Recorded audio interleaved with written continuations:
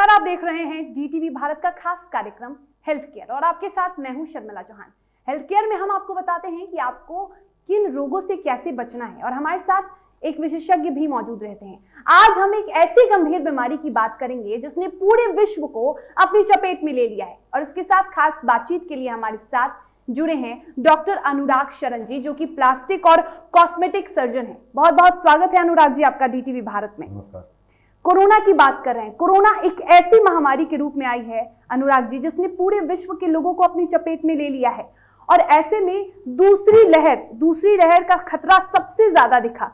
दूसरी लहर ये भी कह सकते हैं कि अब धीरे धीरे दूसरी लहर की जो रफ्तार है वो कम हो रही है, लेकिन ऐसे में लोगों का लापरवाही बरतना कितना सही है अनुराग जी? आपके प्रश्न में ही आपका उत्तर है, लापरवाही बरतना तो कभी सही हो ही नहीं सकता, तो लापरवाही है। और जो पहली वेव आई जिसे हम बोलते हैं, प्रथम चरण में जब कोरोना ने हमारे दरवाजे पर दस्तक दी, हमारे देश में प्रवेश किया उसने, मेरे समय थोड़ा सा इसके पृष्ठभूमि में जाना चाहता हूँ, क्योंकि ये वर्तमान और जो भविष्य है ये सब जुड़े हुए हैं आपस में। इट्स लाइक अ स्पेक्ट्रम, एक चल रही है ये। तो कोरोना जब पहली बार आई हमारे, तो वो हमारे घरों से दूर थी जी। कुछ केसेस हो रहे थे कम्युनिटी में, समाज में, और ये दूर की चीज़ थी। कोरोना आ गया है, अब क्या करना चाहिए? तो किसी भी वैश्विक महामारी या कोई विश्व में एक बड़ी घटना के रूप में अगर हम देखें तो पहले होता है कौतूहल, मानव स्वरूप है, मानव का ये व्यवहार है कि ये है क्या। फिर ये मुझे नहीं हो सकता है, डिनायल, ये कॉमन बात है। मैं थोड़ा लीक से हट रहा हूँ क्योंकि मैं देख रहा हूँ कि मनुष्य का व्यवहार भी कैसा रहा है इस महामारी में, कि दूसरी वेव आने वाली है, ये संक्रमण फैलेगा। और जब भी वैक्सीनेशन, जो कि एक प्रभावी तरीका है इस बीमारी को रोकने का, वो इफेक्टिव रूप से हुआ नहीं था।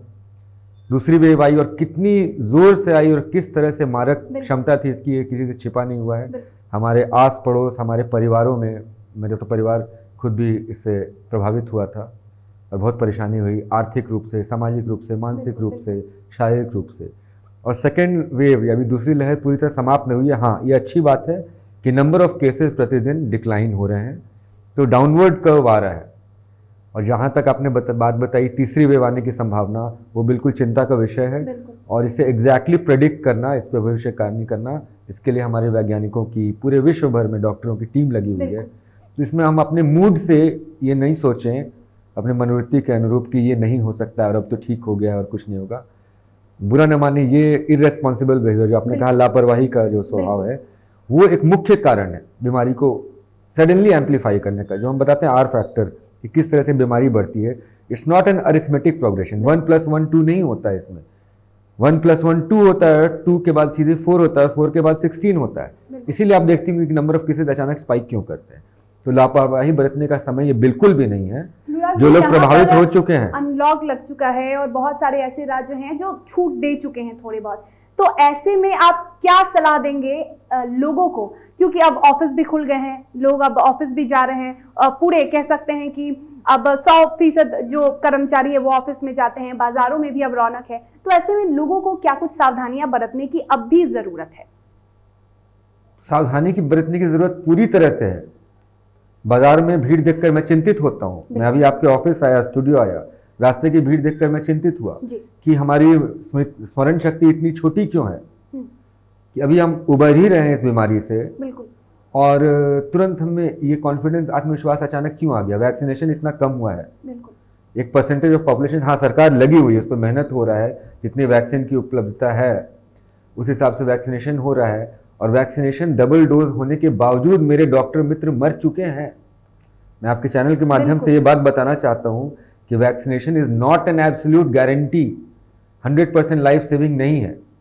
जो बेस्ट वैक्सीन अभी अवेलेबल है हमारे पास, जिसे हम बोलते हैं कोविशील्ड, दैट हैज, जो इंडिया में अवेलेबल है, दैट इज अबाउट 90%। वैक्सीनेशन की हम बात करेंगे और हम ये भी बताएंगे दर्शकों को कि कौन सी वैक्सीन लगानी चाहिए। अनुराग जी ये भी बताएंगे। जी, तो फिलहाल लापरवाही बरतने का समय ये बिल्कुल नहीं है। दूध का जला छाछ फूक फूक के पीता है। जब आप और आपका परिवार और आपके पड़ोसी प्रभावित हो चुके हैं और आपने इस बीमारी को इतना निकट रूप से देखा है, तो आपकी सावधानी बढ़नी चाहिए, वरन इसके की घटती जा रही है। सामाजिक जरूरतें हैं, आर्थिक जरूरतें हैं, व्यावसायिक जरूरतें हैं, ऑफिसेज खुलेंगे, जी लेकिन सरकार के जो डायरेक्टिव उनमें बिल्कुल भी नहीं है। बिल्कुल हर फोन कॉल पे आपको एक मैसेज आता है कि आपको क्या करना चाहिए, बिल्कुल, लेकिन बिल्कुल। उसको सुनता कौन है? तो बिल्कुल ये मैं बहुत चिंतित हूँ इस बात को लेके। और मेरे ऐसे ख्याल में से अनुराग लॉकडाउन जी- मेरे ख्याल से लॉकडाउन अभी और ग्रेडेड वे में और स्लो होना चाहिए। बिल्कुल। और ऐसे में अनुराग जी क्या कुछ अभी लोगों को करने चाहिए? जनरली जो लोग जैसे ऑफिस जाते हैं या बाजार जा रहे हैं, तो लोगों को अभी क्या कुछ नियमों का पालन करना चाहिए? अभी क्या गर्म पानी से नहाना ये एक मिथक है कि कोरोना के को मार देता है? गर्म पानी पीना कितना कारगर होता है? ये मिथक साबित हो चुका है। लोग सुसुम पानी, गर्म पानी व्यवहार करते हैं, वो आपके स्वास्थ्य के लिए अच्छा है, उसमें नुकसान कोई नहीं है, ठीक है। लेकिन गर्म पानी कोरोना को, अगर आप अपने शरीर को बॉयल नहीं कर सकते हैं, आप नॉर्मल सोप एंड वाटर से वॉश कर लें। अगर आप गर्म पानी प्रयोग करना चाहते हैं करें, सुसुम पानी आप पीना चाहते हैं पिए, लेकिन ज़्यादा कुछ जो है इसका खान पान से रिलेटेड नहीं है। ये एक एयरबॉर्न, लिमिटेड एयरबॉर्न बीमारी है जो आपके नाक, आपके मुंह और आपके आँख, सांस के छिद्रों से प्रवेश करती है। फोमाइट बॉन्ड भी अब नहीं रह गया, surface contact is not important, most important. जैसे हम दूरी बना के बैठे हैं, आप वैक्सीनेटेड, मैं वैक्सीनेटेड, कुछ आत्मविश्वास है हमें। नाक मुंह का प्रोटेक्शन करें, protect your airways, always wear a mask, always when you are outside wear a mask. सामाजिक दूरी का पालन करें, हाथ सैनिटाइज करें। कोई भी प्रिकॉशन जो पहले बताया गया था वो कम नहीं हुआ है। जब बीमारी बढ़ी है, इसकी मारक क्षमता बढ़ी है, तो सावधानी उसी अनुपात में बढ़नी चाहिए, न कि घटनी चाहिए। बिल्कुल। और मेरी अपील है कि बिल्कुल ऐसा नहीं होना चाहिए। बिल्कुल। और जिस तरह से अभी कोरोना की तीसरी लहर की बात आ रही है अनुराग जी, और ये कहा जा रहा है कि तीसरी लहर के चपेट में सबसे अधिक बच्चे आने वाले हैं। हाँ, उसकी वजह ये है कि अभी जो हमारे न्यू वेरिएंट्स आए हैं वो एक अलग बात है, म्यूटेशन क्या है, ऐसा नहीं देखा गया कि वो बच्चों पे ज़्यादा प्रभाव करेगा। उसकी वजह देखिए, विडंबना क्या है कि वैक्सीनेशन प्रोग्राम स्टार्ट हुआ ज़ोर शोर से सरकार के माध्यम से, तो हमारा टारगेट पॉपुलेशन जो एट रिस्क पॉपुलेशन था, जो कि ज़्यादा रूप से प्रभावित होते हैं, हमारे बूढ़े बुजुर्ग वर्ग अबव 65, तो 44 to 65 वर्ग में सबसे ज़्यादा वैक्सीनेशन हुआ। बिल्कुल। अब 18 to 44 में रहा। तो चिल्ड्रन जिन लोग पे वैक्सीन की अभी सेफ्टी ट्रायल्स नहीं हुई थी इंडिया में और उन लोग को एक्सक्लूड किया था, तो by exclusion criteria they are not vaccinated. So that is why हम ये समझते हैं कि बच्चों को ये ज़्यादा प्रभावित करेगा। सेकेंड वेव में तो बच्चे प्रभावित हुए। अच्छी बात यह है कि बच्चों में एक नैसर्गिक प्रतिरोधक क्षमता ज़्यादा होती है, तो बच्चे जो प्रभावित हो भी रहे हैं कोरोना की वजह से, उनमें माइल्ड या छोटे सिम्टम्स आके वो ठीक हो रहे हैं। पीडियाट्रिक पॉपुलेशन में लेकिन कोरोना पहुंच चुका है, तो अपने बच्चों को आप सेफ रखना चाहते हैं। अच्छी बात है कि वैक्सीन के ट्रायल्स हो रहे हैं और सरकार बहुत ज़ोर से काम कर रही है इसके ऊपर। सारे रिकॉर्ड टाइम में सारे वैक्सीन बने, विश्व में पहली बार 1 साल के अंदर रिकॉर्ड टाइम में उनको अप्रूवल मिला है। अभी कुछ vaccine 3rd phase of trial, 4th phase of trial में है। तो बच्चों को वैक्सीनेट कराने का यही तरीका, इसीलिए वजह ये है कि 3rd वेव में ज़्यादा अफेक्टेड होंगे, कि एल्डरली पॉपुलेशन ज़्यादा वैक्सीनेटेड रहेगा और उनमें बच्चों में ज़्यादा है। Not that the virus prefers the child, it's not like that. बिल्कुल। और वैक्सीनेशन की बात हो रही है, तो अभी फिलहाल वैक्सीनेशन की बात कर ली तो मार्केट में कोविशील्ड है और कोवैक्सीन है। स्पुतनिक अभी लोगों को नहीं लगाया जा रहा है, स्पुतनिक 5। लेकिन ये माना जा रहा है कि कोविशील्ड और कोवैक्सीन की पहले बात करते हैं, तो कोविशील्ड और कोवैक्सीन में लोग कोविशील्ड को ज्यादा प्रेफर करते हैं। बिल्कुल सही करते हैं। इसकी क्या वजह है? कोवैक्सीन और कोविशील्ड दोनों ही प्रभावी है। कोवैक्सीन का जो साइंटिफिक ट्रायल्स के जो डेटा है 78 to 81% है, 78 से 81% उसकी प्रोटेक्टिव कैपेबिलिटी है। मतलब अगर आप वैक्सीन न लें और कोवैक्सीन लें तो कोरोना वायरस इन्फेक्शन लगने के चांसेस आपको 78 to 81% कम हो जाएंगे, जबकि कोविशील्ड की अबाउट 90% है। और अभी जो स्पुतनिक 5 जो कि भारत में पूरी रूप से आई नहीं है, इंपोर्ट हो रही है, उसकी 91.6% है एज पर मेडिकल डेटा। तो सच पूछें तो स्पुतनिक 5 और कोविशील्ड में कोई खास फर्क नहीं, अंतर नहीं। मॉडर्ना अभी तक फाइजर वाली इंडिया में नहीं लॉन्च हुई है। लेकिन मैं इस परसेंटेज को और इसको मैं साइड करके जो मैसेज मैं देना चाहता हूँ, आपको जो वैक्सीन पड़ रही हो और मिल रही हो, आप उसको आंख मूंद कर ले लें, ये मेरी रिक्वेस्ट है। मुझे एक वैक्सीन पड़ा हुआ था, मेरे पिता माता घर के परिवार के लोगों को एक वैक्सीन का डोज पड़ा था शेड्यूल के हिसाब से। मैं आपके सामने स्वस्थ बैठा हूँ, मैं कभी भी पॉजिटिव नहीं हुआ, तो वो एक वैक्सीन के डोज पे, एक डोज भी प्रभावशाली है। मैं अपने व्यक्तिगत अनुभव से बता रहा हूँ। तो आप ये नहीं सोचें परसेंटेज पे, और 2 डोज कंप्लीट करना आवश्यक है। 2 डोज होने के बाद आपकी सेफ्टी की चांसेस बहुत बढ़ जाती हैं उस अनुपात में। So you don't worry about, इसके बारे में चिंता न करें कि आपको कोवैक्सीन, सब सेफ है, सब इफेक्टिव है। और अलग अलग क्लिनिकल ट्रायल्स में उन लोग की डेटा वेरी करते हैं। तो जो अप्रूव्ड है, सरकार जो दे रही है वो अच्छी, वो भी इंपोर्टेड वैक्सीन है कोवैक्सीन, जो कि भारत सीरम बना रहा है हमारे यहाँ। बिल्कुल, तो अच्छी वैक्सीन है। बिल्कुल। तो आप कोविशील्ड मिलता है कोविशील्ड लें, कोवैक्सीन मिलता है कोविशील्ड वो लें, स्पुतनिक 5 मिलता है स्पुतनिक, आप वैक्सीन लें, वो ज़्यादा इंपॉर्टेंट है। बिल्कुल, वैक्सीन लें, और सबसे ज्यादा अभी जरूरी यही, और एकमात्र हथियार कोरोना जैसी महामारी से लड़ने का वैक्सीनेशन ही है, तो ज्यादा से ज्यादा वैक्सीन लें। जिस तरह से लोग ये कह रहे हैं कि कोविशील्ड और कोवैक्सीन, और अभी आपने बताया कि ऐसा कुछ नहीं है, कोई भी वैक्सीन लीजिए लेकिन वैक्सीनेट हो जाइए, आप वैक्सीन जरूर लीजिए। ये मिथक कैसे पैदा हुई कि कोवैक्सीन और कोविशील्ड में कोविशील्ड बहुत स्ट्रांग है, कोवैक्सीन बहुत वीक है? अवधारणाएं हो सकती हैं, लेकिन वैज्ञानिक तथ्यों पर आधारित जो मैंने अब बताया कि दोनों में जो डिफरेंस है और अलग अलग ट्रायल्स के रिजल्ट हैं, ये बहुत ज़्यादा सिग्निफिकेंट नहीं है। वैक्सीन का मुख्य काम है आपकी प्रतिरोधक क्षमता को बढ़ाना, कि आपको इन्फेक्शन न लगे, और अगर इन्फेक्शन लगता है कोरोना का दुर्भाग्यवश, तो आपको सीरियस डिजीज़ नहीं हो, सीरियस बीमारी ना, आपको वेंटिलेटर पे न जाना हो, आपको जो उसके जानलेवा प्रभाव जो होता है कोरोना का, कोविड, निमोनिया और सिस्टमिक डिजीज़, उससे आपको प्रभाव बचाता है। ये सोचना गलत है कि मैं वैक्सीनेशन हो गया है तो मुझे अब बीमारी लग ही नहीं सकती है। बिल्कुल, आपको लगेगी, लेकिन अक्सर ज़्यादातर केसेस में जैसा देखा गया है, अगर आप वैक्सीनेटेड हैं तो आप में माइल्ड सिम्टम्स होंगे या सीरियस सिम्टम्स नहीं होंगे, एक चीज़। तो ये स्टैटिस्टिकल डिफरेंस पे बिल्कुल नहीं जाए पब्लिक कि मुझे ये वैक्सीन आपको सरकार के द्वारा मिल रही है, मुफ्त वैक्सीन मिल रही है, बहुत प्रभावशाली हमारा ये टीकाकरण प्रोग्राम हो रहा है पूरे देश में। विश्व में ये सबसे बड़ा टीकाकरण प्रोग्राम है, 138 करोड़ पब्लिक टारगेटेड है। तो सहयोग करें, अपने जान की रक्षा करें, और जो वैक्सीन फर्स्ट मिलती है उसको आप लगवाएं, और जल्द से जल्द अपनी दूसरी dose as per schedule complete करें। कहीं ऐसा नहीं हो कि बहुत देर हो जाए आपके सोच विचार में। आ रहा है कि जो कोविशील्ड है वो हर तरह की स्ट्रेन पे काम करती है, कोवैक्सीन सिर्फ एक या 2 तरह की स्ट्रेन पे काम करती है, कितनी सच्चाई है इसमें? नहीं, ये अभी मैं एक छोटी सी बात बताना चाहता हूँ। ये वैक्सीन अभी बहुत रिसेंटली आई है, तो मेडिकल फील्ड जो रिसर्च का, शोध का काम है, अभी हम समझिए कि हम कोरोना अध्याय के दूसरे या तीसरे अध्याय पर हैं, है ना। तो जब इसके बारे में ज़्यादा जानकारी इकट्ठी हो जाएगी तो इन रेट्रोस्पेक्ट हम बोले उपसंहार में हम इसकी ज़्यादा अच्छा चर्चा कर सकते हैं कि ये ज़्यादा प्रभावशाली देखा गया। छोटे छोटे सैंपल पे आप बहुत एक्यूरेट नहीं होंगी आपकी स्टडीज़ बहुत तेज़ी से हो रही है। अभी जैसे आपने बताया वेरिएंट्स आ रही हैं, तो अभी वेरिएंट्स न्यू आई हैं, कम्युनिटी में इंडिया में 40 केस हैं, तो उसकी जीनोमिक सीक्वेंसिंग हुई है नहीं, उसकी स्ट्रेन पे कौन कितना काम करता है। लेकिन जो कोविशील्ड और कोवैक्सीन है वो प्रभावी है वेरिएंट्स पे भी, ये देखा गया है, वेरिएंट्स पे प्रभावी है, इसलिए वैक्सीनेशन लेना ही एक और एकमात्र उपाय है। बिल्कुल, तो इसको मैं ओवर एम्फसाइज नहीं कर सकता, उसको मैं कितने भी मतलब इसको प्रबल रूप से मैं बोलना चाहता हूँ, मैसेज ये चाहता हूँ मैं कि पब्लिक में पहुँचे आपके चैनल के माध्यम से। बिल्कुल, ज्यादा से ज्यादा वैक्सीनेशन लेने की जरूरत है, और जितनी भी अफवाहों से बचे, अफवाहों से बचने की सख्त जरूरत है, क्योंकि जो भी वैक्सीन अवेलेबल है आपकी जगह पे, आपके वैक्सीनेशन सेंटर पे, वो वैक्सीन आप ले लीजिए, कोविशील्ड हो या कोवैक्सीन हो, दोनों आपको इस महामारी से बचाएंगे। लेकिन दोनों वैक्सीन, दोनों डोजेस जो लें वो सेम वैक्सीन का ही लें। अगर आपने कोवैक्सीन लिया है तो सेकंड डोज भी कोवैक्सीन का ही लें, क्योंकि वो इनएक्टिवेटेड लाइव वायरस है, दोनों को वैक्सीन का अलग है, तो एक ही वैक्सीन लें, दोनों डोजेज।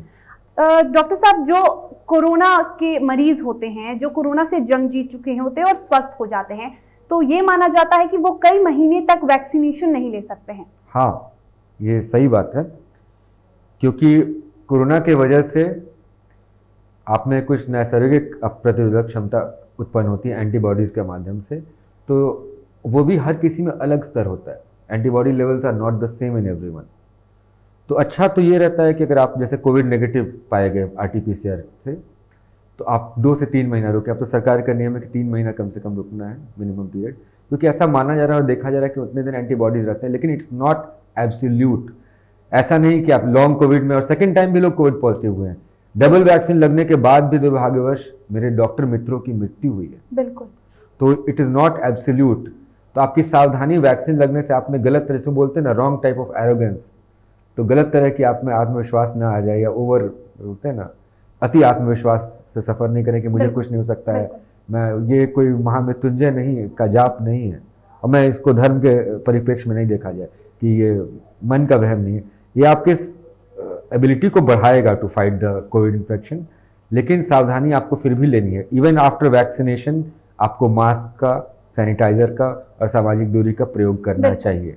अगर आप कोविड से रिकवर कर रहे हैं तो फिर भी आप लोगों से कुछ दूरी बना के रखें, जब तक आप अपने एंटीबॉडी लेवल करा के देख सकते हैं, आप टेस्ट करा के। तो जब वो वेन करने लगता है, that is the time to hit you with a vaccine, right.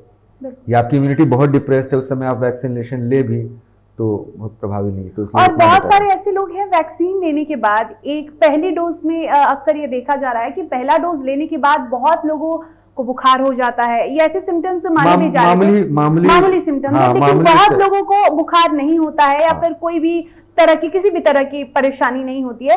तो ऐसा क्यों होता है? क्या इम्यून सिस्टम कमजोर है, या फिर ये भी एक मिथक है कि वो एंटीबॉडी बनाता है तो इस वजह से बुखार होता है? लेकिन बहुत सारे लोगों में तो बुखार के लक्षण नहीं देखे नहीं होते, मुझे तो नहीं हुआ था। बिल्कुल, तो इसकी क्या वजह होती है?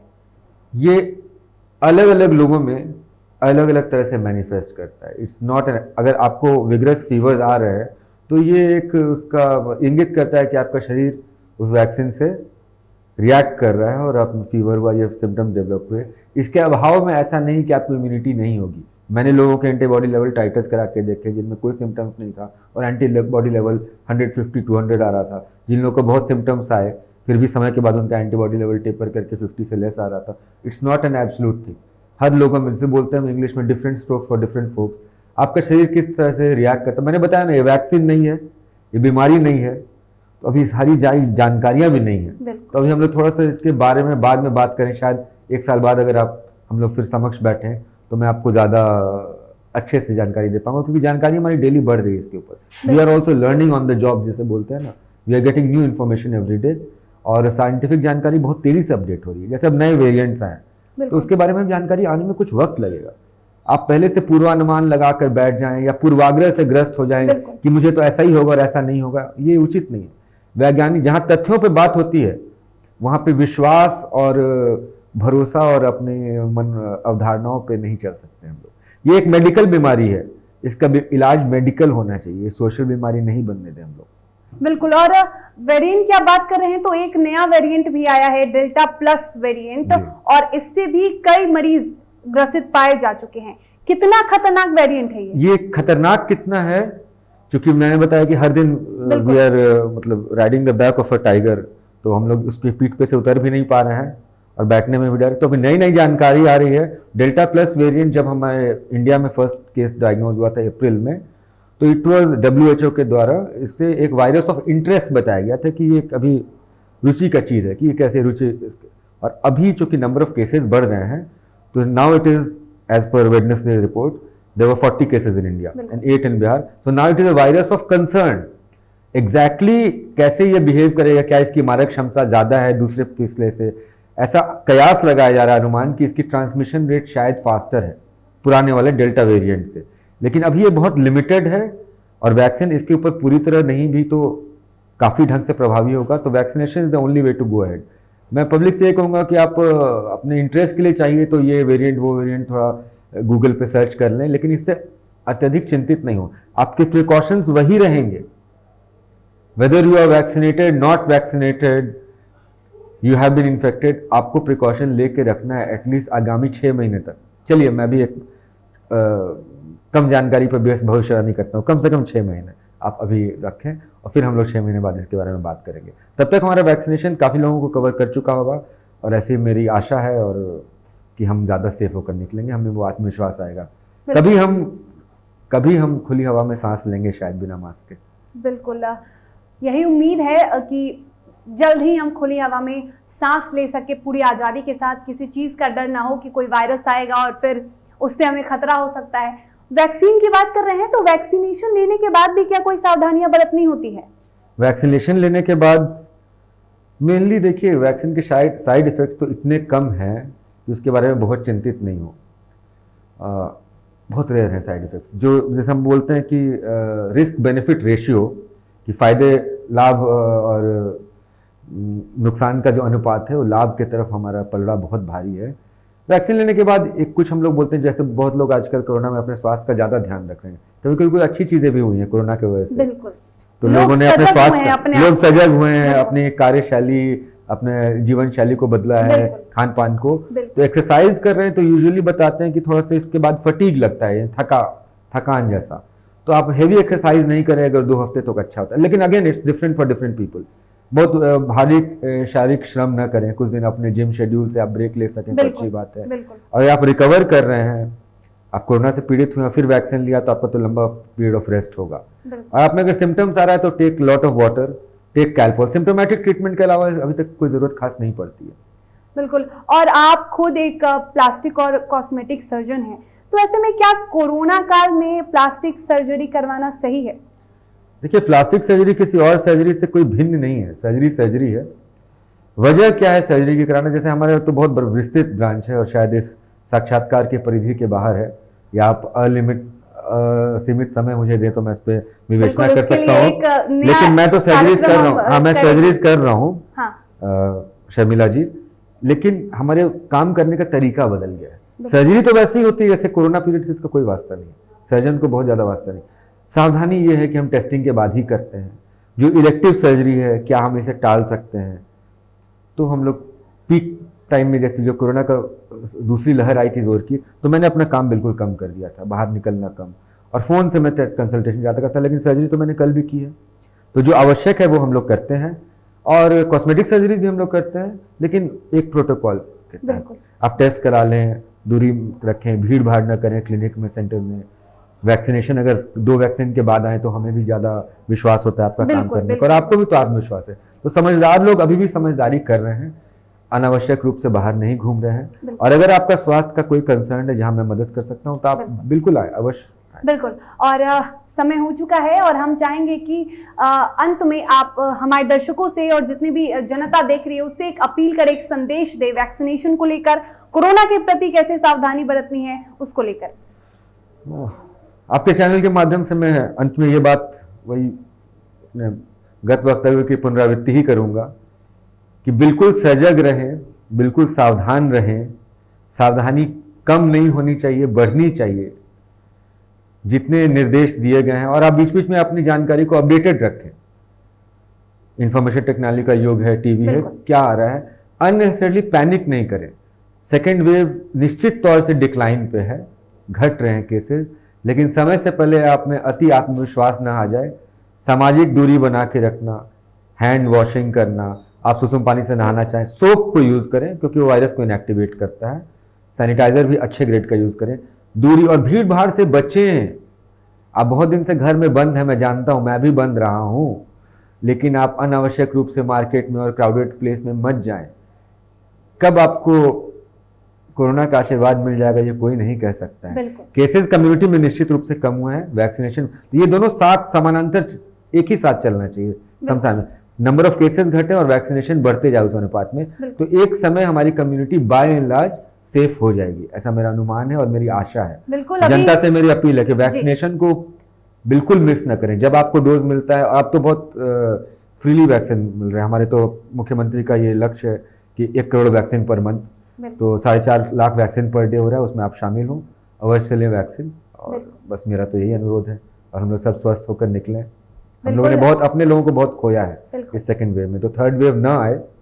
और उसको वही तरीका वही है कि हमारा गैर जिम्मेदाराना व्यवहार नहीं होना चाहिए और वैक्सीनेशन ज़्यादा होना चाहिए। These are 2 effective strategies. बिल्कुल लापरवाही नहीं बरतनी है, और जो कुछ भी अनुराग जी ने कहा उसका आप उसे ध्यान में रख के पालन करें। थोड़ी सी सख्ती अभी बरतनी आवश्यक है, लेकिन बाद में फिर आजाद हो जाएंगे हम एक परिंदे की तरह, और जल्द ही कोरोना जैसी इस महामारी से भी हम जंग जीत लेंगे। इसलिए आवश्यक है कि ज्यादा से ज्यादा वैक्सीनेशन लें, सुरक्षित रहें, सावधान रहें और देखते रहें DTV भारत। हम दोनों को दे इजाजत।